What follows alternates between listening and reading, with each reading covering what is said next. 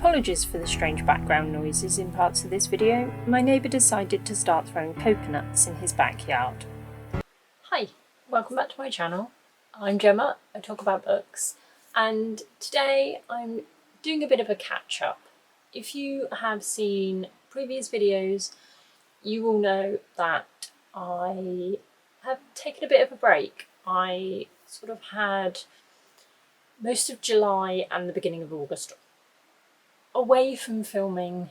Basically life just got in the way and I wasn't able to make time to sit and film and edit and try and get videos out. So today's video is a combined June and July wrap up. So the first book that I read in June was Wilder Girls by Rory Power. And this is about a girls' school that is on an island and something has gone horribly wrong and there is a virus making its way around the school, killing the girls and teachers, and the symptoms and the side effects of this virus are horrific. They seem to affect different girls in different ways, but they are all quite gruesome and grotesque and violent and cause all sorts of horrendous deformities, and it's really brutal. And there is a small group of girls who basically become determined to find out what is going on. What is this virus? Where does it come from? And to basically try and get off this island, out of this school, back to civilization, find a cure, find out what's happening. If this book had come out 20 to 25 years ago, the younger me probably would have loved it. I would have loved the kind of gory, brutal, disgusting descriptions. The characters, I think the characters are really well written. There's a sort of mystery element to it. There is diverse queer representation, which there was hardly any of in books that I read growing up. So I think I would have found that quite interesting, just to get different perspectives. However, as much as I did enjoy this book, and I think the plot was well told, the characters were well created, there was this mystery element involved, I definitely had to reread a little bit because I got a little bit lost and confused. But unfortunately, this book just kind of reminded me YA books just aren't for me. The next book I read in June was The Bird's Nest by Shirley Jackson, and oh my god, it's a miracle. I have found a book by this woman that I actually enjoyed. I read it all the way through. I thought it was really well told, really well written. I thought the plot was interesting. It's very unusual. I've not read a book like this before. So it's about a young woman called Elizabeth who leaves work, gets home one day and just starts acting strangely. She lives with her aunt and her aunt makes her an appointment with a doctor, and she attends this appointment and he notices something strange, so he asks her to come back. And when she does, she acts very, very different.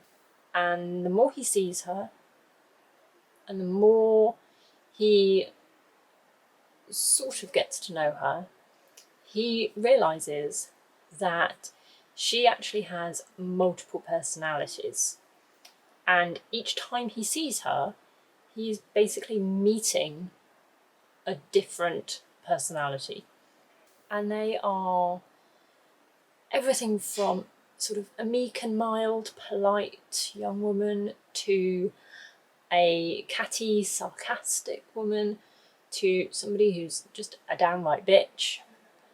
And I think in the end there's about 4 or 5 different personalities, but there's also a sort of secret in the family, and each one of the personalities is kind of aware of something else that the others aren't. They also don't all seem to be aware of each other. There's one personality, from what I remember, who is aware of everybody and everything that is happening, and she is the bitchy character. She is horrible to everybody she meets. She uses everything she knows to her own advantage. There's also this kind of secret that the aunt has been keeping, and it's just whether or not personalities can come together to discover the truth with the Doctor's help. It's a really interesting story, and actually I listened to this as the audiobook, and the narrator was fantastic. Unfortunately, I can't remember her name, but she brought together all these personalities. She gave each one a kind of different voice. There was a different tone, a different way of speaking.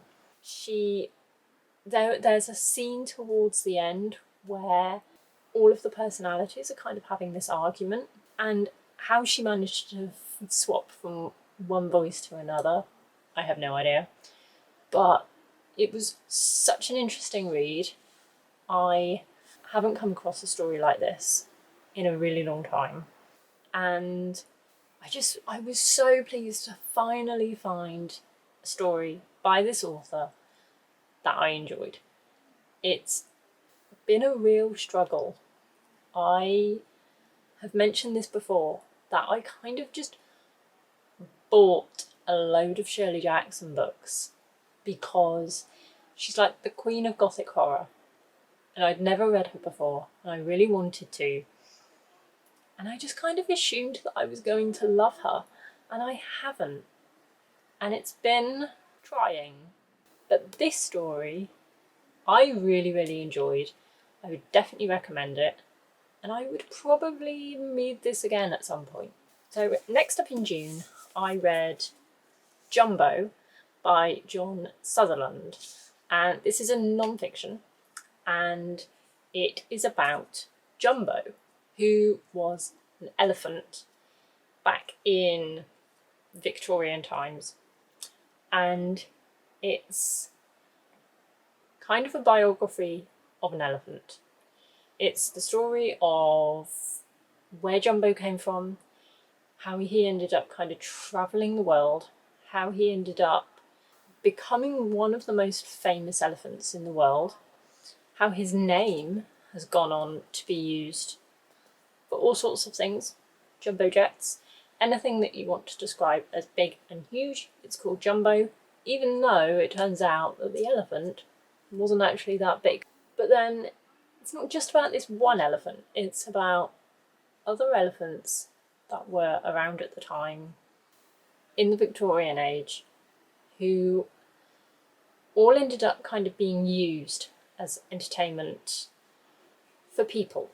And it's ultimately a book about our relationship with these creatures and how we have used and abused them over the years, and how the treatment of certain elephants, like Jumbo, changed how we see and treat them now.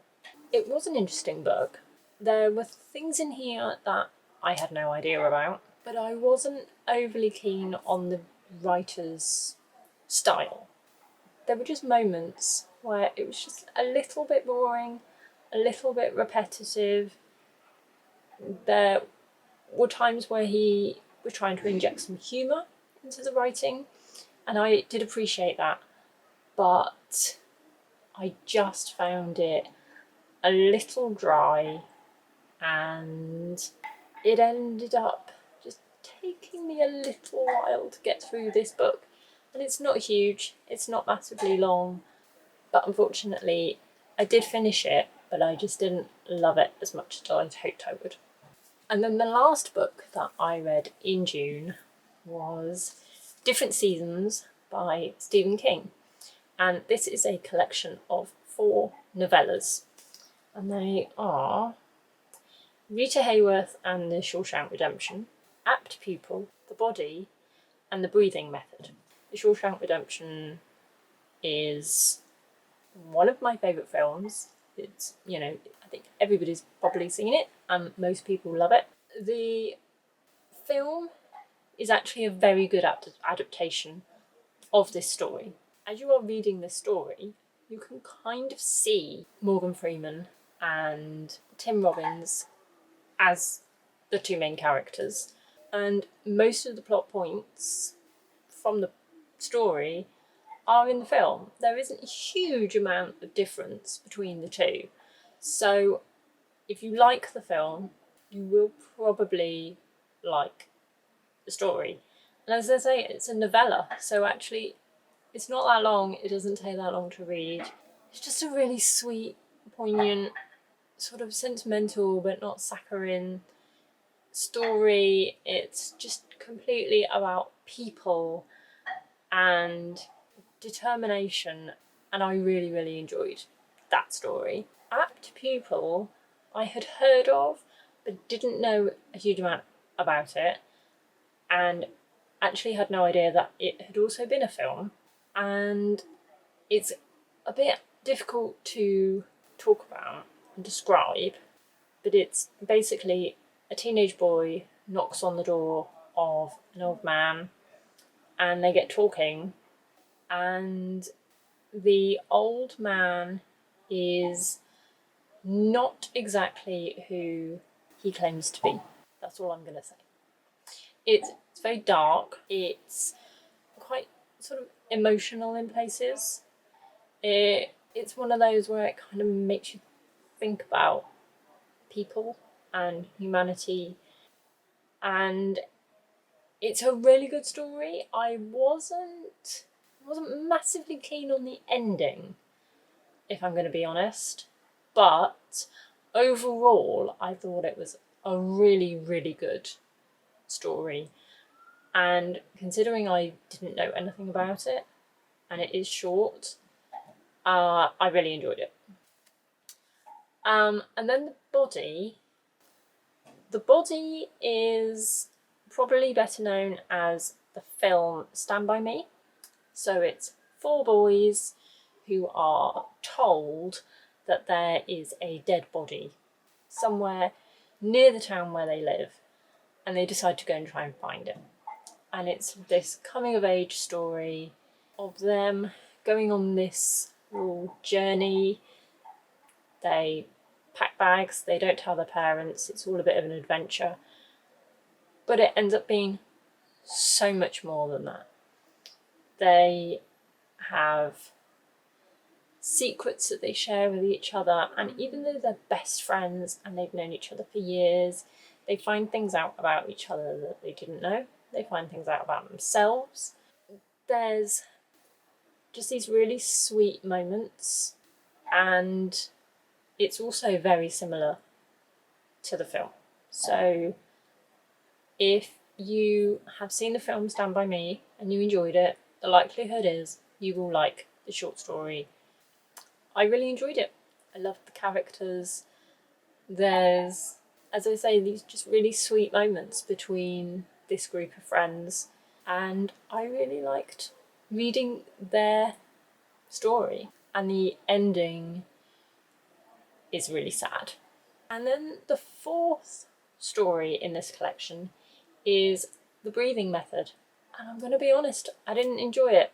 I found it weird, confusing, a little bit too long, in my opinion, which is weird for a short story, and even more weird when you think it's by Stephen King, who will, happily go on and write books that are easily over 500 pages. But for me, that story just didn't do for me what the other three had done. And so I was just a little bit disappointed by it.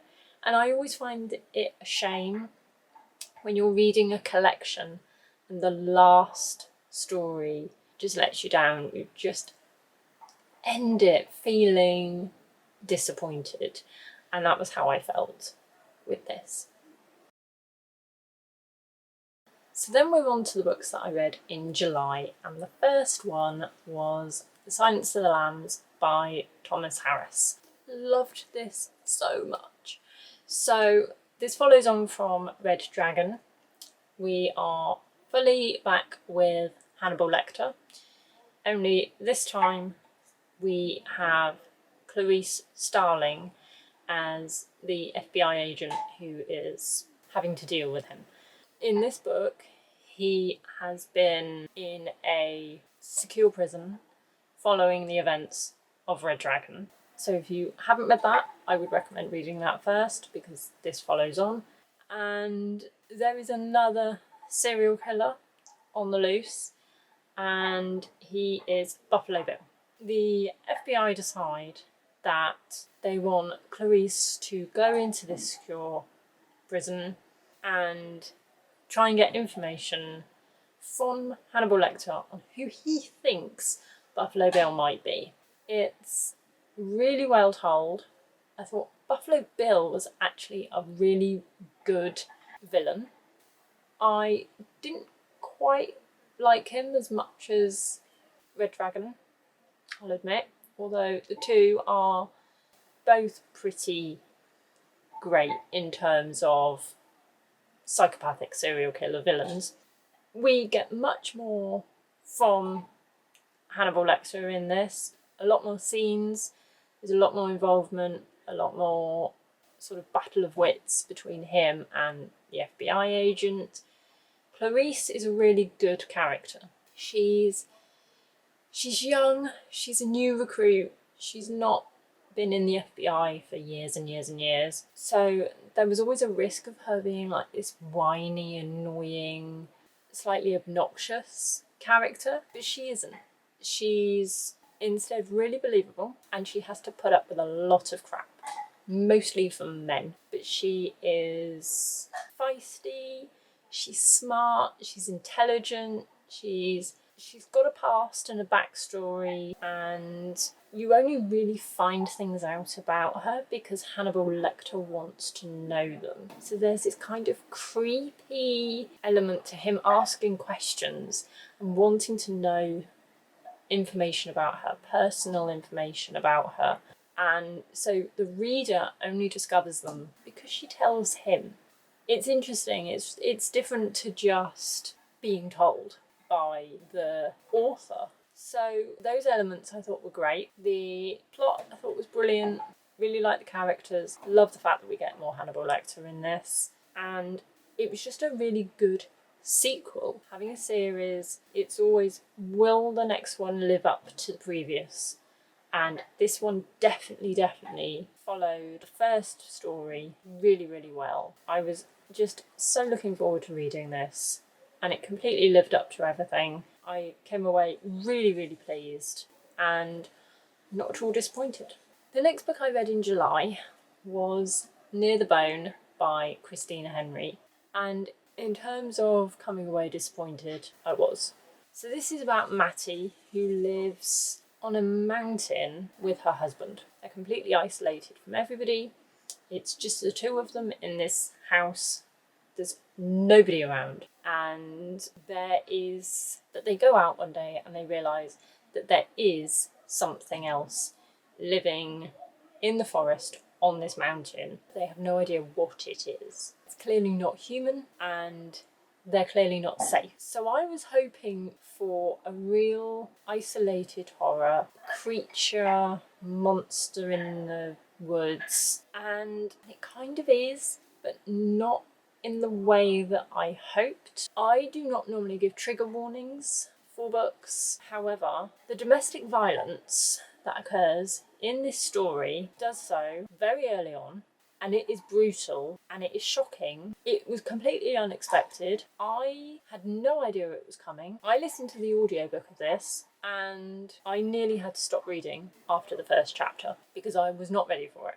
And I am not normally easily triggered. I have never had a history of domestic violence. It is not something that I find traumatic. However, it happened so quickly and so suddenly in this book that I genuinely wasn't sure if I actually wanted to continue reading. However, that turned out to be not the only problem that I had with this book. I think the main issue that I did have was the fact that I listened to it as an audio, because June and July weren't brilliant reading months for me. So it wasn't a slump, but it was just a bit slow, and what I was reading wasn't thrilling me. So I wanted to try and get through some more books just a little bit quicker. So I decided to do this as an audio, and I really wish I hadn't, because I don't know who the narrator was, but she just wasn't very good, and she was really, really annoying. And the problem is, when you've got a main character who is being abused, and there is a mystery element to this story, there is a secret, there is a big reveal, which I will not talk about because massive spoiler, but when your main character is a victim, there is a risk that it will go one of two ways. She will either come across as being somebody who you are completely rooting for. You want her to get to the end of this story, and you've got this violent relationship happening. You've then also got this weird monster, unknown entity thing in the woods. You don't know what's going on with that. So you want her to survive at the very least. And so you want her to, despite everything that's happening to her, you want her to have an element of strength and determination and fight in her so that you can follow her story, root for her, and hope, at the very least, for a happy ending. Unfortunately, we ended up with a narrator who gave her the whiniest, whingiest, most irritating voice. I just didn't care by the end. I really couldn't care about this character, and it was difficult because not many of the other characters who were in this book are particularly likeable either. The story about the thing in the woods wasn't going the way I thought it was going to. It didn't end how I thought it was going to, and there's also a lot of unanswered questions by the end that there's no wrap up for. There's a bit of a reveal, but too many unanswered questions. Way too many. So that by the end of the book, to be honest, I was just in a really bad mood, and I was really disappointed. And considering I'd read another book of hers, and I really enjoyed it, this book just did nothing for me at all. And then we continue with the disappointment in July with Moby Duck by Donovan Hone, or Donovan Hon. Sorry about the pronunciation. So this is a non-fiction, and I just thought it was fun and quirky and it was going to be interesting. And it's basically the story of how 28,000 rubber ducks ended up in the ocean. They came off a container ship and ended up just floating around the world. And it was this guy, Donovan, who kind of wanted to track them and find out where they'd come from, how they ended up in the sea, where they ended up eventually, and kind of the story of the ocean, the condition of the ocean, the condition of the water, kind of about global warming, but it's the story of ducks, rubber bath toys. And I just thought it sounded really fun for a non-fiction book. But my god, this ended up being really boring. I had to DNF it. I really hope that one day in my life I will go back to reading this and find out what the hell happened to all these ducks. But for right now, this book just did not do it. And then the next book kind of tips things on its head, because normally you have a book and they make a film and you worry that they're going to ruin it, that they're going to ruin your favourite characters, they're going to make absolute mess of the plot. But then just every now and then you watch the film first, then decide to read the book, and you wonder how the hell they managed to make a film out of such a rubbish book. And an example of that is Jaws by Peter Benchley. Everybody knows the story of Jaws, Everybody knows the film. It's one of my favourite films ever made. My god, this book is rubbish. The basic premise, the scenes involving the shark, are vaguely similar to the film.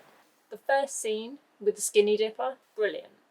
Like, that is pure atmosphere. It's all about the shark. It's brilliant.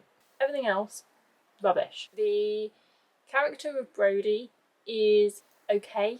You kind of stick with him. You kind of want him to be okay. He's dealing with a hell of a lot of crap.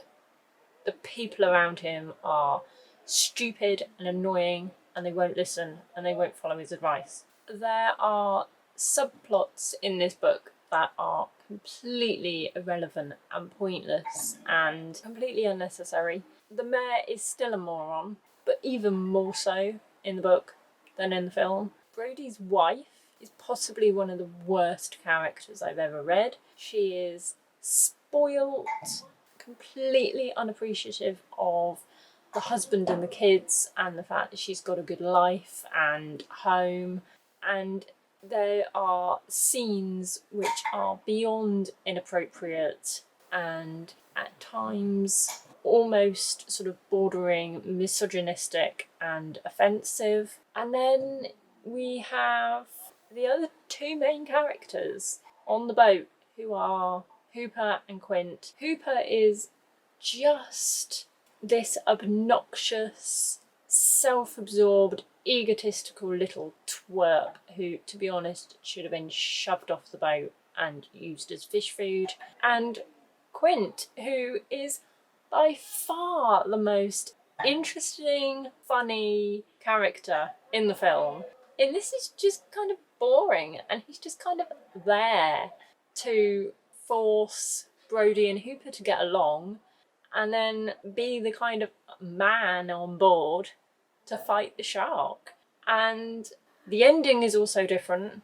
As much as it was okay, it wasn't thrilling, it wasn't exciting. By the end of it, I basically wanted the shark to win. That was how I felt reading this. The next book I read in July was One Road In by Hannah R. Palmer. And this was really interesting. Hannah is obviously an author, but she also has a booktube channel. And I actually found her channel and had seen some of her book reviews before I realised that she was an author. So I actually got this in one of the Abominable Book Club packages. So I was really interested.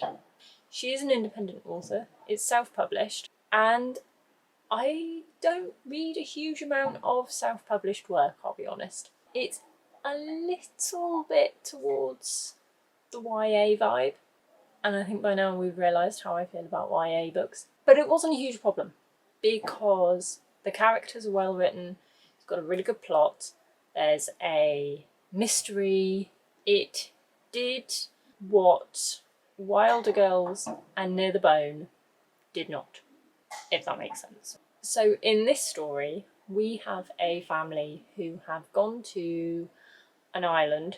They are staying in a sort of a fishing village location, and there is an island offshore, and they go and they visit, and they go for a little wander, and one of the daughters fails to return to the boat. She basically goes missing. She's never seen again. Years later, another group of people go to the same island, and this time a younger brother vanishes, and his sister, his parents, everybody, they basically have to kind of get on with their lives because they don't know what's happened to him. 5 years later, his older sister gets a call to say that he has just turned up on his parents' doorstep. He apparently has no memory of where he's been.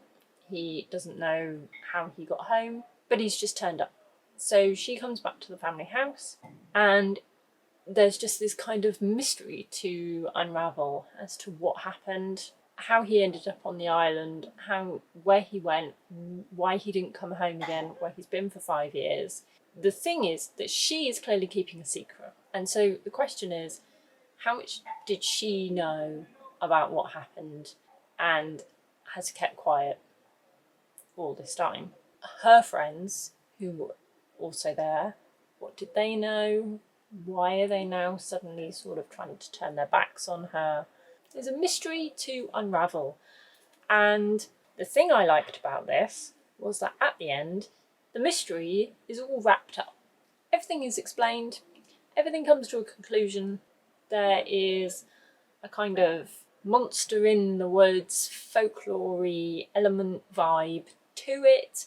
But the fact is, there are no unanswered questions. It's all nicely wrapped up at the end. We get a really good explanation. It was a satisfying ending. I thought the characters were well written. The thing that was also interesting is that the whole thing is set in the 1990s, and that makes me feel really old. However, if you grew up in the 90s, it's kind of great. It's a bit like reminiscing. I love the fact that the main character walks around with a Walkman, with a CD Walkman. That took me back.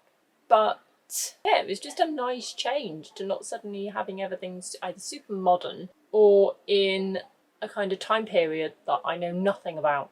Whereas I remember the 1990s. They weren't a brilliant decade, I'll admit, but at least I was alive. So that's good. But I actually enjoyed this, and I am looking forward to reading some more of Hannah's work because I really like her writing style. It's very easy to follow, it flows really well, it's really good pacing, it was a really quick and easy read, and yeah, I just really enjoyed it. And then the last book that I read in July, and I actually listened to this as an audio, and I have to say the narrator did an absolutely fantastic job. He was so good at the various character voices, just bringing all the atmosphere, real feeling of dread and horror and terror. It was brilliant. And the last book is Christine by Stephen King. So this was actually a reread for me. I read this probably about 10 years ago, but as I say, this time I listened to the audio and it was absolutely fantastic. If you don't know, Christine is a car who basically wants to kill people, and she does a really good job of it. I'm not going to go into a huge amount of detail about why or how she does these things. It's creepy and it's violent and it's horrific, and weirdly there are funny parts to this. Christine, I think, is one of those books that's a bit hit or miss. I personally really like it. I mean, it's a bloody beast of a book. This edition is 750 pages. This story could have probably easily been 100 pages less. But the thing is, this is classic King in that it's all about the people, all about characters, it's all about atmosphere, it's all about setting that scene and that vibe. Part of me gets why it needs to be as long as it is. However, it just takes such a bloody long time to read. But it is really good. I do really enjoy it. I think the characters are great. Some of them are just downright evil. The whole kind of explanation as to how a car can kill rather than a driver takes some following. You need to have your brain in gear. It needs to be focused. If you're reading the physical book, it's probably a bit easier because I think audiobooks, it's a little bit easy to sort of tune out and just have it on as the background. Whereas I think if you are really paying attention, it's a really easy book to follow, if that makes sense. But as I say, I really enjoy this one. I know some people don't. And for the last book that I read in July, I was really glad that it was this one, because having read 10 books in 2 months and having a DNF and then just some little disappointments, some ones that I didn't love so much, ending on a high really helped. So they are the books that I read over June and July. Please let me know what you read, what your favourite book was over the last couple of months. Just let me know how your reading is going on. How has your summer been? What are you looking forward to? Let me know. What are you looking forward to over the next couple of months? And I will be back with another video. Bye.